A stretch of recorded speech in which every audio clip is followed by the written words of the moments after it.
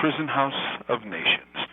With the release of the Pew Center on the States report comes news that proves without question that the U.S. is the world's champion when it comes to incarceration rates. Of 100 Americans, there is one adult in prison.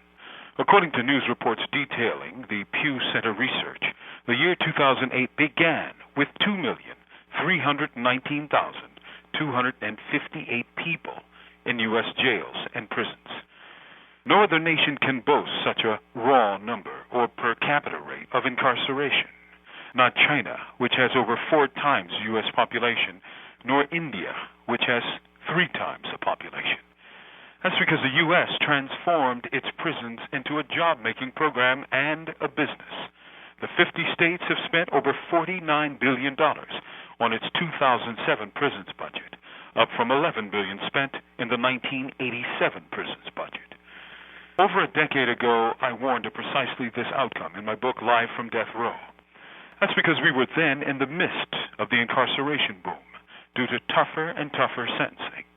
The so-called drug war has fed this binge, and only now, over a decade after the rash and harsh imprisonment of many, many people, the Sentencing Commission is easing the rules on sentencing for possession of crack cocaine versus powder.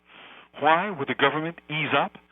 It may be because the states are drowning in red ink over burgeoning prison costs.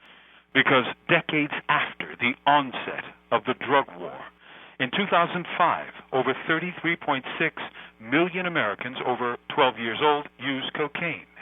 As for crack, some 8 million people reported usage of that drug in their lifetime. If we look at U.S. high school seniors, we find an astonishing figure.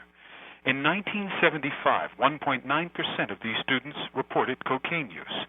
In 2006, that number was 2.5%. So much for the so-called drug war. For these figures show how, after billions of dollars were spent on prisons, and an incredible number of people were imprisoned in rates that no other nation has yet faced, the rate of drug use has not only not declined, it has increased. Guess who's winning? From Death Row, this is Mumia Abu Jamal. These commentaries are produced by Noel Hanrahan for Prison Radio.